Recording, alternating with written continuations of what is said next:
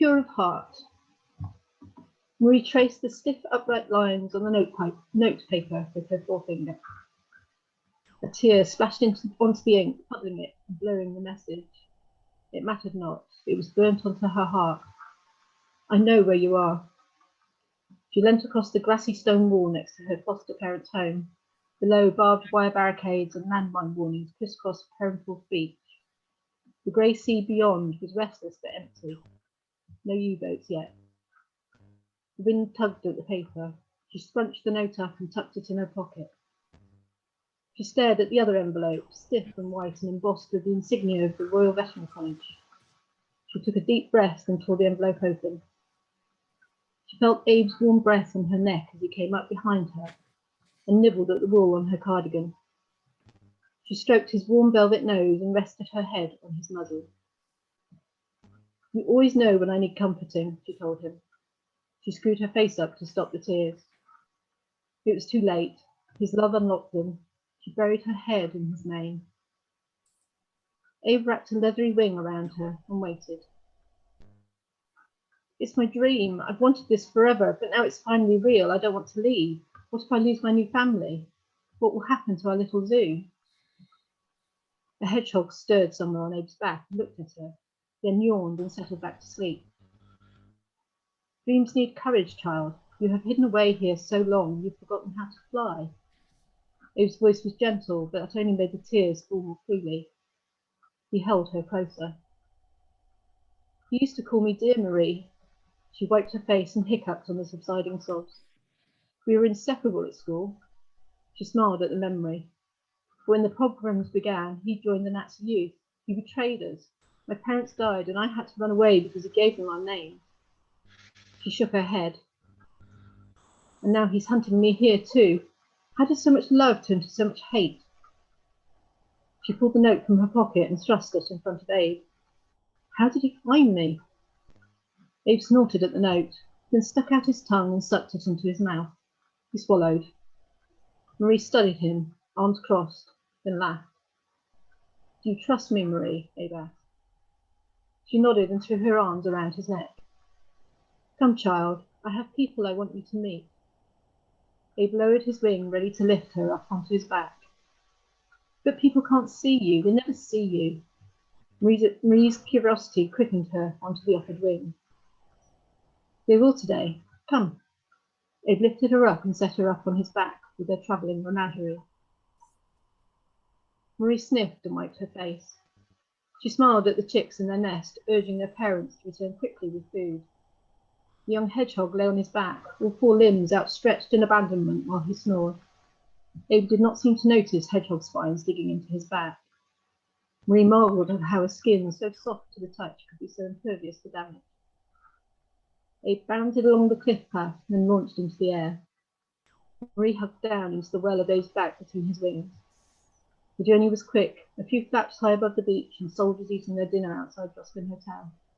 They landed at their secret place, the Smuggler's Caves. Abe snaked into the largest entrance, and the length of his body filled most of the chamber, even with his tail pulled up to his nose. They did not have to wait long. The fox ran down the path towards them. He slowed down to listen to the noise of the hill behind him, ran a few more steps, then stopped and sniffed the air. His ears flattened. He dropped his head and crawled toward Abe. Abe called out to him, Do not be afraid. I will protect you from those who hunt you. The fox dashed into the cave, and Abe lifted it up to nestle in with the others. A pack of dogs appeared, barking in excitement. The lead dog stopped and growled. Abe's head seemed to grow out of the cave, and his salivating gums revealed long, sharp teeth. Go, Abe warned. The dogs ran away, their tails between their legs. Marie kept still and watched the fox as it panted nearby. She opened her water bottle and poured a little into a small bowl. She placed it next to the fox, who stared at it while his panting slowed. After a while, he approached the bowl and drank. He flinched slightly when she started to stroke him, but kept on drinking. When he'd had enough, he stretched his forelegs out and his beckoned up, then crawled into Marie's lap. You have a wonderful gift with animals, Marie. Abe was still watching the path. but Marie suspected he literally had eyes somewhere on the back of his head. A rabbit hopped by. Why do some animals see you and some not? Aren't all animals pure of heart? Marie asked Abe. They're like people. They can all see me until they start to be ruled by darker desires. For some it is killing for the sake of killing rather than food. For others it is taking what they want from others, even if they don't need it. It is rare for magpies to see me. Once they get the horde lust, that's all they see. Will I always see you? Marie stroked the fox and fixed her gaze on its bushy tail. No, my child, but I hope you'll see me again later, Abe told her softly. She picked the fox up and buried her face in its fur. What do I do to not see you anymore? She muffled. It's not what you do, child, it's what you don't do, and what you allow to take root in your heart. Your fear of the unknown and the new pushes me out. Abe turned to look at her. When you are afraid, remember me. In perfect love, there is no fear. I am afraid, she admitted. I don't want to be, but I am. I'm afraid that Hans will find me. I'm afraid of leaving everyone I love. But I can still see you, so why can I still see you now? You are here. You believe in me, in my love for you. Uncomfortable, the fox wriggled in Marie's arms and she let it go. It started to settle back in her lap, then suddenly alert, he stared at the top of the path. Marie wiped the tears from her face. You're very alert, Mr. Fox. Is that what being hunted does to us? A child of about 7 appeared at the top of the path, muddy knees streaked with blood and muddy face streaked with tears. Abe lifted his head and blew at him. The child stared at them, then ran straight towards Abe. He clung to Abe's chest, and Abe covered him with a wing and held him close. 2 teenage boys appeared at the top of the path. Where did that little Emmett go? The scrawny teen ran around the rocks. He was here just now. You know what, Phil? I'm tired of all this, his brother huffed. He bent over and rested his hands on his knees. I'm off. He stood up and started to walk away. You must have run further up. Come on, Ben. Phil lifted his arms up in despair. If we don't get him, the old man will lash us instead. Ben paused and turned back to look at his brother. No, I'm leaving. I'm going to join up. Did you not hear how many died when the Nazis bombed Truro Hospital last night? I'm not going to hide with our coward of a father while the enemy destroys our home. Ben looked at the cave and saw the runaway. Child and chaser looked at each other, then smiled and shrugged. Then he noticed Marie. He nodded before walking quickly off, with Phil in pursuit, protesting his cause. He saw me, Marie spoke softly, and blushed. He did notice you, didn't he? Abe chuckled. He's had a change of heart. He's starting to see the world and his place in it. But he didn't see you, Marie teased. I'm a black dragon in a dark cave, and I have my eyes and mouth shut, Abe laughed. The child lifted his head from its hiding place and peeked up at Marie. Abe always laughs at his own jokes, Marie tutted. Would you like to meet a fox? The child smiled and nodded. Abe lifted him up, and Marie inspected his swollen eye. You need to come home with me. My foster parents are really kind. They'll look after you. You don't have to stay with those bullies. She held her hand out. I'm Marie. Charlie. Charlie shook her hand. Ben's okay. It's just his dad who hits me. There was a click of flint on metal, and a waft of nicotine filled the air. Marie lifted her finger to her mouth to caution Charlie to be silent.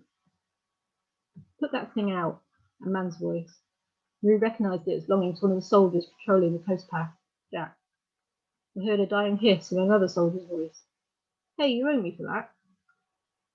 Harry, Marie thought. Jack usually had a shift with Harry. If you want to light yourself up like a beacon at target practice, do it in your own time, not when you're on watch with me. The soldiers walked closer to the cave. Jack prodded the grass with the rifle butt and bent down to pick something up. Harry walked in front of the cave entrance and tripped. What the? He looked around for the offending obstacle. Jack laughed. Take more water with it, mate. There's something here. Harry lifted his rifle from his shoulder and started to circle around the cave. It might be a weapon with some clever camouflage device that stops us seeing it. Yeah, Jack snorted. Or it might be an invisible dragon with critters and kids on its back, laughing their heads off at you. What? Are you on something? Harry pushed at the air in front of him like a blind man, and attentively moved towards Abe. Time to go. Abe twisted round and exited the cave from the other entrance. He launched up into the air, and we watched Harry go inside the cave.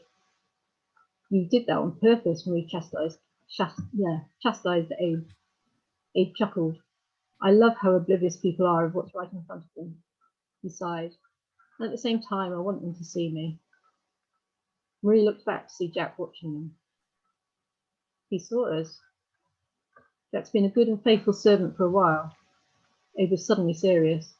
Introduce Charlie to your foster parents and lock yourselves inside the house. What, why? Is Hans here already? Abe, is he here? Abe circled the house and landed in the garden. Charlie and Marie slid down onto the grass. Abe wrapped Marie in his wings and blew into her hair. Remember, when you're afraid, think of me. And then he was gone. It was getting dark. Marie led Charlie into the house and introduced him to her foster mum. Welcome, Charlie. Mrs. Nankivel gently held him by the shoulders. I'll send a message to the billeting officer in the morning, but you're welcome to stay here tonight. I think one look at your eyes should be enough to persuade him to let you stay here. Charlie grinned. Thank you, miss. Marie returned. Well, Mum, do you want the good news or the bad news? Let's deal with the bad news first, shall we? And we're free to celebrate the good news. Well, I had a letter from Hans, he knows where I am, and I think he's going to try to kill me. Marie twiddled her thumbs. Charlie looked up at Marie. Why would he want to kill you? Marie sighed. Same reason you got beat up. Empty people do empty things. Does Abe know? Asked Mrs. Nankivel. You too? Who else knows about him? Marie sagged. I thought he was my secret. Abe's too special to stay a secret, Mrs. Nankivel chuckled. He'll look after you. He always has. Who do you think helped me find you and bring you here? A loud banging on the door made them all jump. Who is it? Marie hissed. Mrs. Nankivel killed the lamp and went to the window. I think it's Jack and Harry. Harry looks kind of freaked out. Marie rushed to the window. Abe said to lock all the doors. He didn't say how long for. Let's wait, shall we? I think you'll know when it's okay to unlock them. Mrs. Nankivel pulled Marie away from the window. Now I know how that fox felt, Marie mumbled. They waited. Marie had never noticed how loudly the clock ticked on the mantel before, or how many trees clicked on the windows. Remember, when you're afraid, think of me.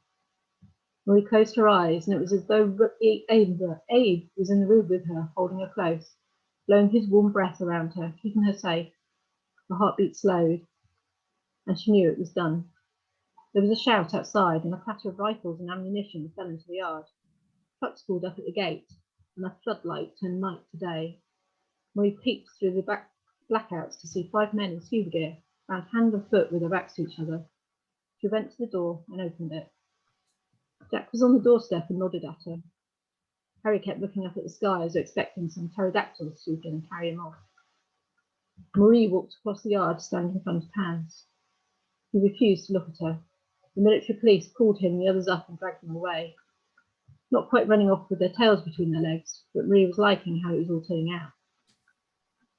Jack ambled over. I found this by the smugglers' caves when you were hiding out with Abe. Marie looked at the soggy, scrunched up note. You know, Abe swallowed that earlier, so you must have,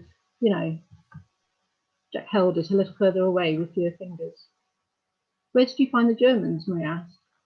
They were climbing up the cliffs near Penhale. It was Abe who found them and dropped them here, Jack replied and shuffled. The decoy is still working then, keeping the airfields secret and safe, Marie said and nodded. How do you know about the decoy in the airfield? It's supposed to be classified, Jack whispered. It's like Abe, the best kept secret, but everyone seems to know, Marie whispered back. Sorry, Abe, I think she's jealous of us. Jack chuckled at the garden. Marie looked around. Is he? Oh, she sighed. I didn't think it would be this soon. He says you did good in there, and you'll see him again soon. We'll stay tonight and guard the house just to be safe. Jack bowed a little and walked over to Harry.